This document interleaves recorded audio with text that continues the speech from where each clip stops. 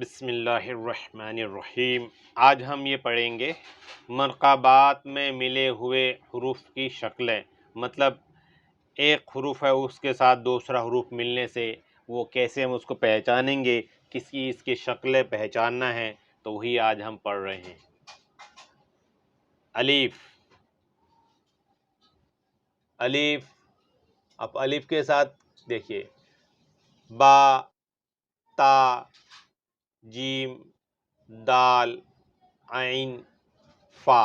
اب اس کے جسٹ نیچے الف کے ساتھ اگر کچھ ملا دیا جائے تو کیا ہو گیا؟ الف، لام الف ہو جائے گا، یہ الف ہے، با الف ہو جائے گا، دیکھیے با۔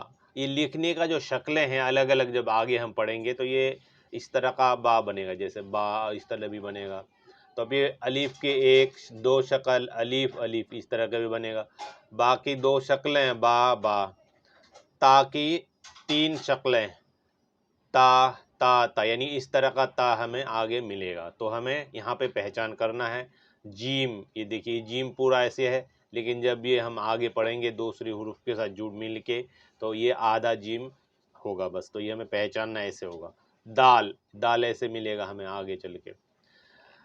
عین، دیکھیے عین دوسرے آگے بھی جڑ سکتا کسی حروف میں، پیچھے بھی، تو دونوں دکھا دیا کہ اس طرح کا ہمیں ہوگا ملے گا۔